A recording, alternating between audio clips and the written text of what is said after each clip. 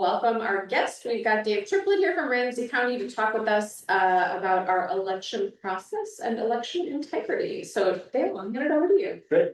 Thanks for having me. I like this informal setting, usually with the city council. And this is a lot nicer to present from this group. So some of you may have seen this. I've been in front of a few city councils, a county board, a couple community organizations, such as the League of Women Voters and such, but it is a hot topic this year. Midterm elections are always the second highest turnout we see in Ramsey County, so not surprised we're getting a lot of attention going into these midterm elections.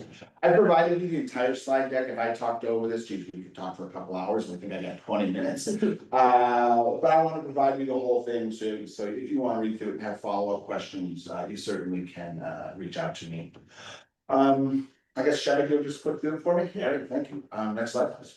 The first two slides, I like to really just level set who's running elections. I'm sure some of you have maybe served as election judges. I'm sure all of you have voted at one time or another. But elections aren't run by one body in Minnesota. So there's really 4 levels of government running elections in the state of Minnesota. The Secretary of State is the most visible. The Secretary of State acts as the head election official. Right now, that's Steve Simon. Their job is really to support and train the local county officials. They support and manage the voter registration system. They don't put any data into it or manage the data, but they support and host the system. They do the election reporting. So on election night, you're sitting there hitting refresh, looking for results. That's on the Secretary of State's website. Then they have other various administrative duties, finding state candidates, accepting some other forms and documents. The next level is going to be the counties, and that's where I work. I work at Ramsey County. And elections are the duty of the auditor. So every county has an auditor, and the auditor generally oversees elections and property tax collection. So the county's main duties are absentee voting, which I'm sure a lot of you are aware of or have engaged in yourself. It's been incredibly popular in the last 2 years. And then we manage all the voter registration records. So while the state hosts the system, we're the staff verifying records, entering new records, challenging records when needed, and resolving any discrepancy. But we're in charge of managing records. We also do ballot layout, we do the printing of the ballots, we do the result reporting, and we certify the results following the election. The next 2 levels would be the cities and the school districts. So the city clerks are your local head election official. And the cities and school districts have the most visible role in elections. They're the ones staffing the election day polling places. They're staffing the early voting locations. They're training the election judges. And then again, they have various administrative duties such as certifying local results, recounts for local offices, and such. Unique to Ramsey County and the city of St. Paul, the county has contracted those duties of the city and school district going back to 1996. So for those of you who were politicos back in 1996, you might have remembered the first Mayor Coleman ran on combining some functions of government. So public health, the finance department, and elections was one of them. So we've been combined all over 30 years now. The city of St. Paul and the county have had one election office. Whereas if you go on the other side of the river, Hennepin County has their own election office, and Minneapolis has their own because they are separate entities. And that's kind of how it happens. And then the 4th level of elections is the federal government. Generally on this slide, I say historically, the federal government has really limited roles in administering an election. Maybe the big things like enforce and guarantee those rights to vote, such as the constitutional amendments that protect those rights, or the 1965 Voting Rights Act, which is one of the more visible acts Congress has made to protect voting rights. And the Help America Vote Act after 2001, that really focused on consistency of voting equipment, consistency of accessibility rights that voters have. And then obviously you're probably aware there's been the SAVE Act. While the SAVE Act is not passed, that would be another federal action in election administration. But historically, the federal government's role has been very limited. This slide really is just to say it takes a lot of people to run an election. In the metro area, Dakota County, Hennepin, Ramsey, we have dedicated election offices with staff, Ramsey County staff, we have 12 full-time staff people. Well, that says 8, but if you do 8 and 6, right now we have full-time staff in the office. It takes up to 30 seasonal staff, and then we'll deploy 15 2,500 election judges across the county. In 2020, we deployed over 2,200, so that number, can get high. And then elections are cross county effort. There's kind of this, I don't think the stereotype really exists anymore, but historically it was, it's election day, let's pull the stuff out of the closet. No, election day's over, let's put it back in the closet. But there's a whole network. I mean, with 2,000 or 1,500 plus election judges, they're gonna be paid. So it's just payroll application, they're gonna get trained. We've got to procure 165 polling places. This is actually a polling place. We've got a truck to those locations, we've got a warehouse, we've got to secure our elections. So it takes a lot more than just our office, and we engage and coordinate with a lot of partners across the country. I'm sure you're all aware of what this slide I showed, but if nothing else, it's gonna be a busy election year. As I started out saying, midterms are the second highest turnout election we have nationwide, really. President is the highest. We see about, we'll see up to almost 300,000 voters in the presidential election. Midterm, we're closer to 220, 250,000 voters will turn out across Ramsey County. Obviously, our biggest city is St. Paul, with around 90 to 100,000 voters. How many we're gonna get this year? I would think we're closer to 250, and the reason I think we'll be closer, you can see some of the historical. So 2018 was the last time we got to 2 year. Well, but what happened in 2018? Well, you had a competitive open governor's seat with a competitive primary. Well, we have that again this week. You can decide, yeah, or not. But then we have an open statewide seat, and that draws turnout. We also have an open US Senate seat. So those seats will draw turnout. We have 2 of them this time. Usually they don't know, with the terms being 4 years or 6 years, they don't always line up. So we've kind of got the perfect storm, 2 open seats, non-incumbents. And then, we have some competitive primaries. Historically, I think the Democrats' endorsed candidate has always gone on to the primary, and so we will see higher turnout in the years where the primaries don't have a exact endorsed candidate. And then, as you all know, Minnesota likes to win. We have incredibly high turnout. I think we're always around 70%. We're battling with Colorado and I think Vermont as who's number one in there. The Secretary of State, if you've heard his stump speech lately, he knows the exact number on the turnout is. But Minnesota's very high, and we expect to see that again. I won't get into this slide. I like to provide it. We can talk about this, but the main thing from this slide is absentee voting has been incredibly popular since 2016 in Ramsey County. Obviously, 2020, you can probably all understand the reason why we saw increased absentee voting. A lot of people want to vote by mail. But outside of that anomaly, we have seen an increase from 2016. And the main thing that happened in 2016 is the legislature authorized no excuse voting. You used to have to give us an excuse. Nobody came to your house to verify the excuse, and the legislature understood that. And so once they removed the excuse for absentee, we saw it skyrocket. And then this year will be the first year we'll actually implement real early voting. Now, some of you have said, well, wait, I've been at the Roseville Library or the Plato Building, or isn't that early voting? Yeah, from your perspective, it is because you're voting before election day. But true early voting, where you just give us your name, address, we give you a ballot. That will actually start this year for the first time in the state of Minnesota. So, turnout trends, really, this just says the bulk of our voters in Ramsey County are between the ages of 25 and 75. Not real surprising, that's pretty common nationwide.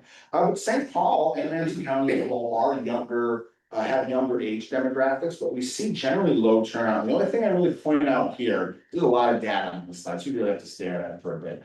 But you will see a drop in turnout among certain demographics, youth being the most obvious. And that kind of, I get that response sometimes because we see our youth being the most active, most visibly active, but actually in Ramsey County, we still struggle to see higher turnout amongst our 18 to 25-year-old. That's not new. But in the current environment, it seems a little counterintuitive to what you might perceive is happening out there.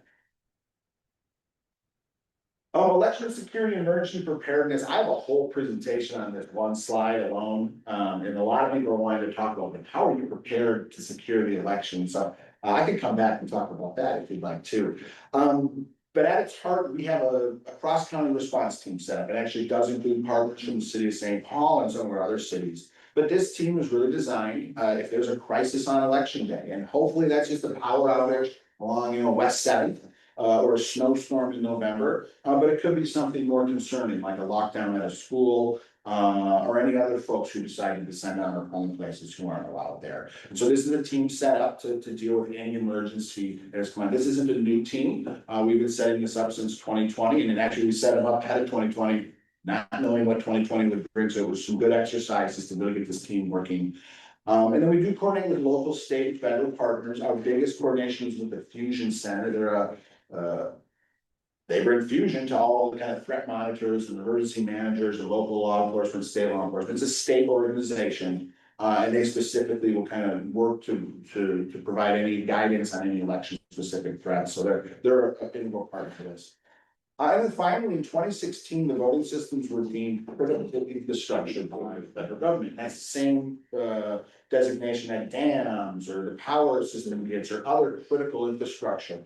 And that designation gives us additional resources such as security surveys or stress testing of our environment. Or last year, maybe it was 2 years ago, we just did de-escalation training with our staff, not totally voting system related, but a resource that we received because that voting system was deemed critical infrastructure. That decision was made because in 2012, both the Obama campaign and the Romney campaign said we were both hacked. Nothing really came of it, but both our campaigns were hacked. Let's do something about it. And that was really the forceful measure that it kind of was the posture to the rest of the world. We're going to treat our voting system like we treat other critical infrastructures we have here in the United States. So. How to secure the voting system? This is a question I've gotten a lot in the last few years. In Minnesota, the hallmark is really paper ballots. At the end of the day, if you don't trust the voting system, you don't trust the results you saw on election night, recounts or election contestants will go back and we will hand count the physical ballots. I don't know if any of you have been involved in a recount, but in my 23 years, most outside of the Coleman-Franken recount, most recounts 1 to 2 vote difference. The recounts do a great job of confirming the accuracy of our voting system, but if you're suspect of it, the paper ballots are a great security feature because at the end of the day, pen on paper can't be hacked. And in Ramsey County, our voting system is non-network, so there's no way to access it except physically. Now on election night, some of you might realize Ramsey County is a little later. I think the results have been up for a few hours. That's because our system's non-networked. And for any of you who've been election judges, you know at the end of the night, you sign a bunch of stuff, the machine gets brought down to our office, and then we finally audit 2 judges of different political parties before we break the seal, upload the result. We also perform an audit to make sure that, we had 100 voters, and we have 100 votes that we're going to report. And those simple audits provide a lot of confidence. So when we report our result, you've probably all seen the examples where the result got reported. Oh, it's wrong, let's pull it back, and we'll put out a new result. Doesn't happen a lot, but across the country, probably happens once a year. And then all the questions come up. So what our goal is we're going to get the result out there accurate the first time. And then when we leave on election night, that result's not changing. That's the final result you're going to see. While state law does allow us to report unofficial results up to 10 days, the general public, when they see that result on election night, that's the result they want to have. And so our goal is when we leave at midnight, hopefully it's midnight, our results aren't going to change. Even though the law allows you to come back and count more absentees if you want to do it on election night. But in Ramsey County, anyways, we want to get it all reported. And so that's one of the reasons that we are a little later than the rest of the Metro County. But the new federal standards will require all voting systems to be non-network going into the future. So what's happening in Ramsey County, I suspect we'll start to see across the rest of the country. So I get a lot of questions on how you secure a voter registration database. Again, this could be a whole hour-long conversation, but at minimum, we have 5 staff, but this is their only job in Ramsey County. Granted, we have a lot of records, 300,000. I think right now we're about 325,000, but it varies. Obviously, people move. But the main way we verify the accuracy of the system is maintain our active records daily. That's verifying if you've moved, verifying if you've changed your name, verifying if for some reason you're no longer eligible. Also make sure our address ranges are accurate. Years ago, it was discovered that there was some post boxes, etc. stores that you could register at, and that range was there. So making sure that your ranges are only eligible residential ballots. Because, and then forwarding any violation for investigation. We don't get a lot of violations. It's, a handful a year, 5 to 10. But that's another way to ensure that your voter registration system is accurate, secure, and that you're who you are, when you are voters. And then the final thing is securing the voted ballots. One more slide, first. In Minnesota, we rely on physical security. Again, with paper ballots, all ballots are witnessed by all the judges working, they're sealed up, and hopefully they're never unsealed again. So in Ramsey County, we have a locked room with no window behind a lock cage. It is audited, it's limited access, who can get there. And then everything is sealed by the judges. And again, when you walk in this room, see everything's sealed as it was when it left the polling place. That's a great form of transparency, but also security. Candidates can appoint ballot guardians. We haven't seen them since the 08 recount with Coleman Franken. But candidates can appoint a guardian to sit there and make sure nobody's tampering with the ballots. The law is clear, like if it's requested, other candidates have to have the opportunity to send a guardian to, and then there has to be an election official there as well. But it is a form of security and it brings confidence if people are concerned with how the ballots are secured. And then finally, we do coordinate with the sheriff's office for physical security at Plato. Again, if any of you have been a head judge and you brought your supplies down to our office, there's a lot going on. I mean, there's 165 cars driving into a park. So we just need folks there directing traffic, but we also need to maintain and retain our material security. And again, in Minnesota, we have a blizzard. So we have the big tarp or the big canopy you drive under, and we rely on our sheriffs to coordinate the physical security. If nothing else from this slide, if you're not sure about election information and you want to prepare to vote, go to mnvotes.gov. That's the Secretary of State's website. As much as I'd like to promote Ramsey County's website, the state's website is the best. You can determine your eligibility. If you're concerned about your registration status, you can look it up there. You can update your registration. You can register for your first time. You can review your sample ballot, who's on the ballot this election. You can actually see the exact ballot if you get a polling place. You can find your polling place. You can get a map of where to go. And then you can apply for an absentee ballot. So with the popularity of absentee voting, it used to be you had to physically fill out a piece of paper, fax it, mail it, or bring it to our office. Now you can do it right on your phone. So mnvotes.gov is the one-stop shop for preparing yourself to vote.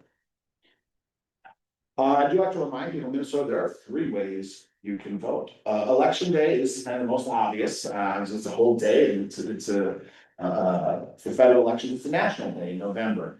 In Ramsey County, we still see the majority of our voters on election day. While we don't see 88% like we did, in 2023, when I first started doing this, we still see about 60% of our voters on election day. And then in city and local elections, the number's a little higher. So for city council and mayor races, we're closer to about 70% on election day. So while early voting and absentee is very popular, the majority of voters still choose to vote on election day at their neighborhood polling place. So we have 165 polling places across the county. We have 86 in St. Paul, and I think in the Como neighborhood, we have 10. So the reality is, election day polling place is pretty close to your house, and it should be pretty convenient. And then in Minnesota, you don't have to register. You can register on election day. You do not have to pre-register. Again, most states have moved to that. I think there are 30 states, 36 that allow you to register on election day. But if you go back 20 years, there's only 2 states, and Minnesota was one of them. So when people ask, why is Minnesota's turnout so high? Being able to register on election day is one of the main reasons. When that got implemented, I think it was the 70s, I know it was under John Groh, Secretary John Groh, our turnout went up by like 15–20%. And so being able to register on election day is a big benefit to voters showing up as voters. And we see probably about 15% of voters register on election day. So it's not a lot of folks, but for those folks, it's a really nice benefit to have. California, I think, has changed. But very recently, if you weren't registered 20 days before the election, you didn't get to vote. So in Minnesota, we've really opened that door and a lot of folks to register. The second way to prepare to vote, so we see a lot of people on election day. Go ahead, Dan. The other by mail. You can start voting by mail in Minnesota 46 days before the election.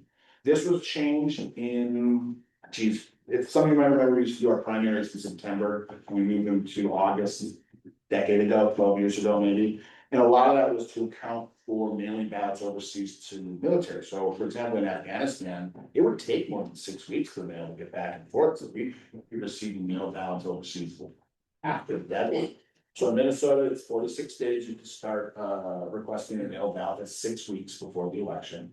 You can request it online, in person. A lot of people just come to our office, get their mail ballot, throw it right there, and give it back to us right there. That's really common. And then a mail ballot, you can have it mailed to you, but you can physically return it yourself. So if you don't trust the mail system because you're getting down to a week, or if you're just happen to be by our office, you can physically drop your ballot off. You can also drop off mail ballots for up to 3 other people. If you are going to do that, though, you will need to show your ID. And then finally, if you have an absentee ballot sitting at your house and it's election day, and I forgot to get that back, you can just go to the polling place. So as long as you haven't mailed that ballot back to us, your record at your polling place still will allow you to vote on election day. And then the final is what I said earlier, early voting. You want to advance the slide, please? Great. Actually, I think this is right here. Is that streetcar station? You used to be an early voting location. That's an old picture. You haven't been an early voting location in a few years. I think you can understand why. If you had 200 people coming here an hour, parking would be a little tough here. But when we first got off the ground with early voting, St. Paul said, have a streetcar station, make it work. So didn't even realize that picture was in here. So big picture too. But early voting is 18 days before the election. And early voting is really supposed to mimic the experience you see at the polling place. Because when you vote by mail, you have to fill out an application, you gotta get your ID out and fill out your state ID number and such. Early voting, it's like election day. If you're registered, you just say your name, address, and birth year, and we get you a ballot, you fill it out, or we verify you, then we get you a ballot. And then you put it right in the ballot counter. Putting it in the ballot counter is a very big benefit to voters. If you mismark your ballot, the ballot counter is gonna protect you. It's gonna say, hey, look, in a primary, you gotta go for only Republicans or only Democrats. Some people will vote for both and the ballot will get kicked out. We got a chance to fix it. You vote by mail, it's not gonna kick out and we're just not gonna count. We're gonna count all the races you count marked accurately. If you do a crossover in a primary or you vote for 2 candidates for president, it's not gonna get counted. So voting early, you get that protection of the ballot counter if it's unable to properly read your ballot. So, and again, that will start 18 days before the election. I think we got 4 locations open for the general election. We'll see what St. Paul does on a 5th location potentially. But those are open extended hours, weekends, and I think on Tuesdays and Thursdays, we're open till 8. But all the hours are available. So starting a week from Friday? Yeah, it'd be the 26th or 24th. 24th. Yeah. 24th, okay. So for the primary, we'll open 3 additional early voting locations, just because turnout, it's not there. And then for the general, we'll open 4. There'll be an additional one. So I go to Ramsey County Library. You can go to, in Minnesota, you can go to any early voting location. So if you're on the east side of St. Paul by Arlington, you can go up there. If you're up at the Shoreview Library checking something out, you can go up there. If you're downtown, you can come to play in a building. Or the Roseville Library. So we've moved around a little, trying to find the right spot because early voting is popular. I'm sure you've all seen, we have lines for early voting. We'll serve over 1,200 people a day at some of our early voting location. So we gotta find places for a lot of parking, and a lot of places for lines to form. So this is generally where I stop my presentation because I won't take up all the time. I think I've exceeded my 20 minutes already, so I appreciate it. But if you want to go through the slide deck at your own convenience, and if you all have questions, part of my job right now is just talk a lot. So if you have questions, or you have community members who want information, don't hesitate to reach out to me. Getting accurate information is very important, and actually that's provided a transparent election. And I will say with, at minimum, take away disinformation, wrong information. We have 50 states. 50 different ways of doing things. So you might hear the Supreme Court ruling recently about, oh, you've got to have the mail-in ballots by a certain time. Doesn't impact Minnesota, because Minnesota says you have to have it in by 8 p.m. on election day. So it's a good reminder that you might hear things in the news happening in New York, for example. New York has fusion candidates, so you can see the same candidate on the ballot 5 times. Not Minnesota. So 50 states, 50 different ways of doing things. If you have questions about how we do it here in Minnesota, mnvotes.gov. Or give me a call. So, Either way, thank you for your time. If you have questions, I'm available. Thank you so much, Dave. I will open it up for questions. When are we going to get to online? Oh, geez, you go right through them. You know, I don't have a good answer for you. I think the answer would just be. What we don't know, it's gonna be cultural. I think in Minnesota with. Again, the OA recount sounds so far away now, but after the OA recount, I will totally net. Cause the confidence people have looking at the ballots, you can get everybody there. I got a few people over the years like, why can't I vote on my phone? And you know, I'll let you all debate, is that secure, accurate or not, but I think that's the answer I'll give you is. It's too controversial yet, and I think in Minnesota, our history of paper ballots, we won't see here, but I've got to imagine some state will take it on. I've got to imagine the idea that you're mailing ballots to Afghanistan or wherever the next overseas engagement would be, that seems a little antiquated and you could do it securely. You might have heard there actually was some options floated through the legislature to allow that. I'll let you research why it didn't get passed. So it's there, but I think it's the cultural barriers that are really important. Sort of what we need for certain audiences or groups, but not for not for everybody, probably. Yeah. Okay. There are vendors who have that technology, and technology is simple, but it's not something we can purchase or use. Right. Other questions? So what is the contract? The Go ahead. where are things with the pressure being put on state and other non-fair federal offices to satisfy non-existent claims of election integrity? I think the most specific example are the lawsuits requesting the voter registration information. I believe it's 30 states right now that there are lawsuits, Minnesota being one of them. I don't have the data in front of me, but I was in a presentation yesterday with the county attorney. And he believes all 30 to fail. All lawsuits in this case so far have failed to turn over the voter registration records. So that's really the main focus of it. You probably saw there was an article in the Star Tribune a few days ago about some federal government sharing networks that have gone away. And those are related to critical infrastructure destination. We used to get some sharing networks from the federal government. We still get those. They're just now, we used to have an election specific one. Now it's tied up with, it's called a multi-state, and it has dams, bridges, everything, and election is one of them. So that could be another answer to your question of a change we've seen, but the real focus is on the voter registration databases. And then that fights really with the Secretary of State's office at this point, the counties, you know, while we manage our local data, the focus is on the statewide, so that's really kind of the state bucket. Any other questions for Dave while we have him here? I'm just thinking if there's increased like voter intimidation and things like that, like how is your team preparing for the potential of, you know, people not feeling comfortable coming in the building? Yeah, the response team I mentioned, you probably heard of tabletop exercises. It's our tabletops where I was like, a snowstorm or power outage, whatever. The tabletop this year was, what if folks show up who aren't allowed to home? Because we're hearing from a lot of folks, and we're concerned about and who can get in, who can't. State law is very clear who can be at the polling places: election judges, voters, people assisting voters, and then there's limited room for media, exit polling.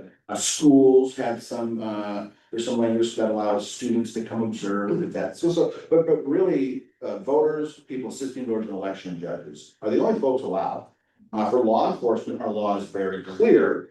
You must remain 50 feet from the polling place unless asked by the election officials to come, and the law says maintain decorum. So the law is really clear who can be, who cannot be. You've probably heard of the 100-foot rule perhaps at elect point, and that's really it. Inside 100 feet, only voters, people serving voters, election judges, when we enforce that. Now, at the end of the day, if our judges come across a group who are unwilling to abide by us saying, hey, 100 feet, you're not voting, you've got to stay out there, we're going to remove our judges from that situation. Our judges are there to serve the voters and keep voting. They're not there to argue, is this legal or not? So at that point, this team that's set up would step in, the judges are trained on, in the life-saving emergency, call 911. Emergency where someone refuses to obey 204C, give this number a call. And we'll go to our emergency response team set up just for elections. And then it would escalate to the appropriate, it's county manager.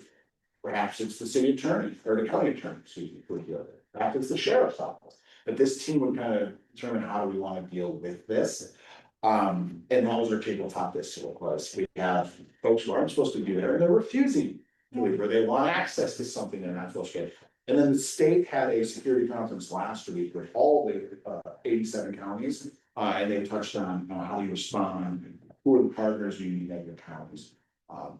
So maybe not satisfying an answer, but our focus is on our voters being able to vote and keeping our judges and our voters safe. So once any group would be unwilling to follow that, we're gonna escalate to the proper authorities, really to keep our voters and our election judges away from that.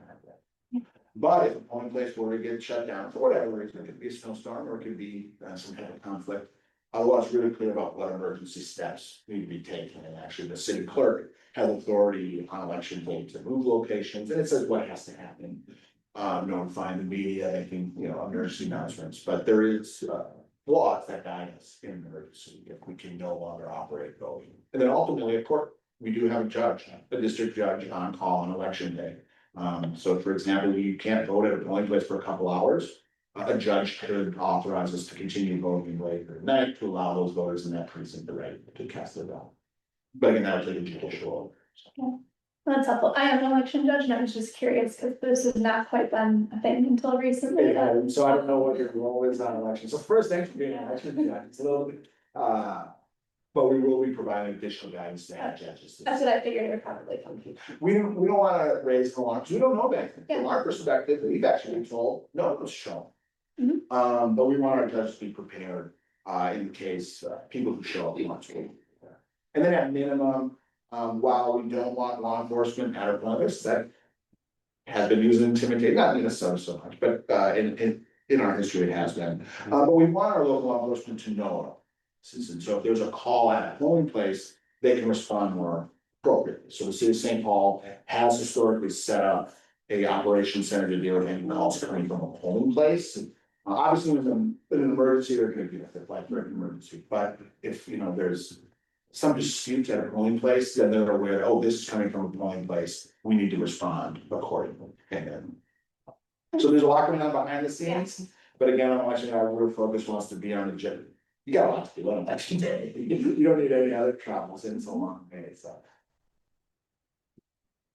Is there mail-in voting for the primary coming up? There is, started a couple weeks ago, and you can, if you get your mail ballot back to us by 8 PM on election day, it will be counted. So there is still time to vote by mail, if you or anyone you know is interested.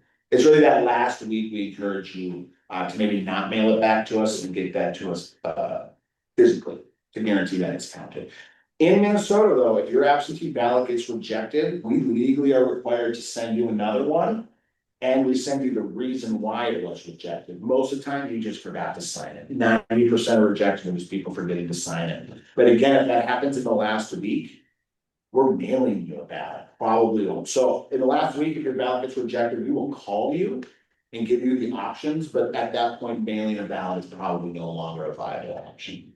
But today, still a viable option, if you know folks for yourself, want to vote by mail.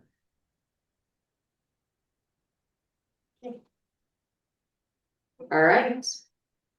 Dave, thank you so much for coming tonight and for your time and your expertise. I think we certainly appreciate it. And hope it's a boring election, right? Like that's what you always hope is that election night it has no fireworks. When I first started doing this 20 years ago, or 20, whatever, the creed was hope for a blowout. Nobody cares. There you go.